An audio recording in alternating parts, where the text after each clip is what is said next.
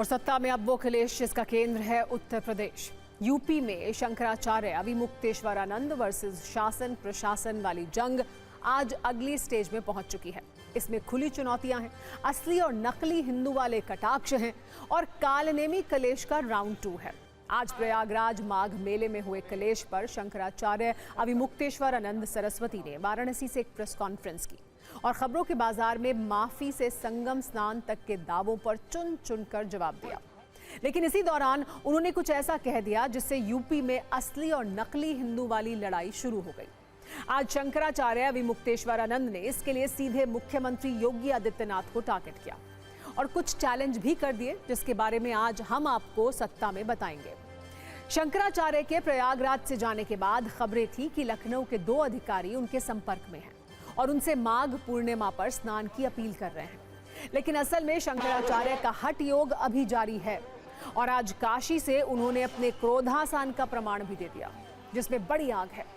स्वामी अविमुक्तेश्वरानंद ने कहा कि उनसे शंकराचार्य होने का प्रमाण मांगा गया, जो उन्होंने दे दिया। लेकिन अब यूपी के मुख्यमंत्री योगी आदित्यनाथ अपने हिंदू होने के प्रमाण दें और इसके लिए शंकराचार्य ने 40 दिन का वक्त दिया है।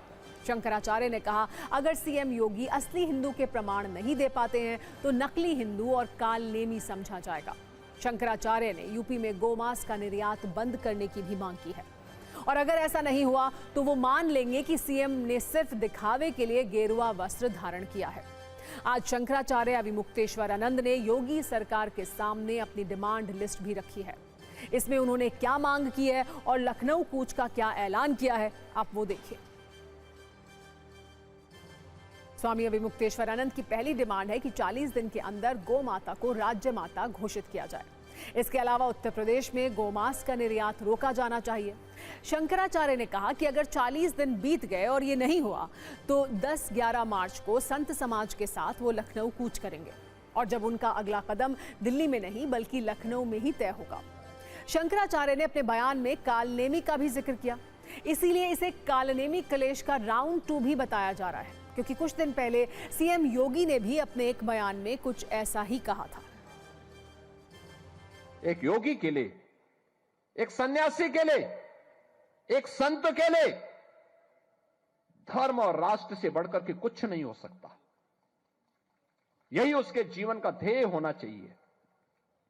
अगर कोई राष्ट्रीय स्वाभिमान को चुनौती देता है तो हमें खुल करके उसके सामने आकर के खड़ा हो जाना चाहिए, उसकी चुनौती का मुकाबला करने के लिए खड़ा होना चाहिए। कोई धर्म के खिलाफ आचरण करता है, क्योंकि ऐसे तमाम कालनेमी होंगे जो धर्म की आड़ में सनातन धर्म को कमजोर करने की साजिश रच रहे होंगे। हमें उनसे सावधान होना होगा, उनसे सतर्क रहना होगा। 10-11 मार्च को हम लखनऊ में संत महंत आचार्य इकट्ठे हों और इकट्ठे होकर के तब तक आपके द्वारा जो कुछ भी प्रदर्शित किया जाए उसके आधार पर आपको हिंदू हृदय सम्राट या फिर गैर हिंदू, अहिंदू, छद्म हिंदू, नकली हिंदू घोषित करें। हमारा प्रमाण तो उन्होंने मांग लिया, अब उनको प्रमाण देने की जरूरत है कि वो हिंदू हैं कि नहीं। 40 दिन का हमने समय दिया है, अगर 40 दिन में वो ये नहीं कर पाते हैं तो हमको अपने धार्मिक अधिकारों का प्रयोग करते हुए उनको हिंदू घोषित करना पड़ेगा। शंकराचार्य अविमुक्तेश्वरानंद सरस्वती ने उस दावे का भी जवाब दिया जिसमें यह बताया जा रहा था कि प्रयागराज प्रशासन उनसे माफी मांगने को तैयार हो गया है। इस पर उन्होंने कहा कि अब माफी और स्नान की बात कहीं पीछे रह गई है। माफी मांगने का तरीका होता है, उसके लिए क्षमा याचना करनी पड़ती है। उन्होंने कहा कि माफी मांगने के लिए उन्होंने 11 दिन दिए थे, लेकिन तब ऐसा क्यों नहीं हुआ। इसी के साथ उन्होंने कहा कि अब बात असली और नकली हिंदू की है। जो नकली हिंदू हैं उनका पर्दाफाश किया जाना जरूरी है। शंकराचार्य अविमुक्तेश्वरानंद ने आरोप लगाया कि देश में जितने हिंदू हैं उनके साथ बड़ा छल हो रहा है और खुद को भगवाधारी सिद्ध करने वाले व्यक्ति ऐसा कर रहे हैं। लेकिन सच ये है कि केवल भगवा पहनने से ही हिंदुत्व सिद्ध नहीं होता है। हम आपको स्वामी अविमुक्तेश्वरानंद का पूरा बयान सुनवाते हैं जिसमें बड़ी चिंगारी है।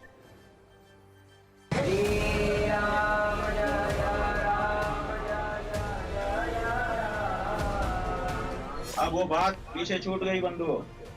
स्नान की बात तो अब फिर से मांग जब आएगा, फिर से हम लोग वहां जाएंगे तो शुरू होगी।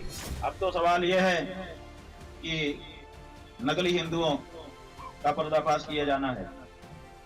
इस देश के जितने हिंदू हैं उनके साथ बहुत बड़ा छल हो रहा है। वो छल करने वाला कोई दूसरा नहीं है, अपने आप को साधु, अपने आप को योगी, अपने आप को संत, अपने आप को भगवाधारी सिद्ध करने वाले व्यक्ति और उसकी पार्टी के द्वारा किया जा रहा है। इसलिए इसका पर्दाफाश होना चाहिए। बात यह है कि माफी मांगने का तरीका होता है और माफी ही होती है, क्षमा याचना करनी पड़ती है। वो हमको लालच दे रहे थे कि आप ऐसे नहा लीजिए, आपके ऊपर हम फूल बरसा देंगे, अगले सालों के लिए हम एसओपी बना देंगे, चारों शंकराचार्यों के लिए एसओपी बना देंगे। ये सब बातें उनकी तरफ से आई थी, तो हमने उसको नकार दिया। अब इस पूरे विवाद पर समाजवादी पार्टी के अध्यक्ष अखिलेश यादव का भी बयान आ गया है। सुनिए वो क्या कह रहे हैं। पूजनीय शंकराचार्य का अपमान, पूजनीय शंकराचार्य के द्वारा जो जो बातें कही गई हैं, सरकार के पास कोई जवाब नहीं है और सरकार जानबूझ करके शंकराचार्य जी का अपमान कर रही थी। सोचिए, आज कल्पना कर सकते हो कोई संत हो, वो मुख्यमंत्री बने हो और वो पूजनीय शंकराचार्य जी को स्नान न करने दे गंगा में।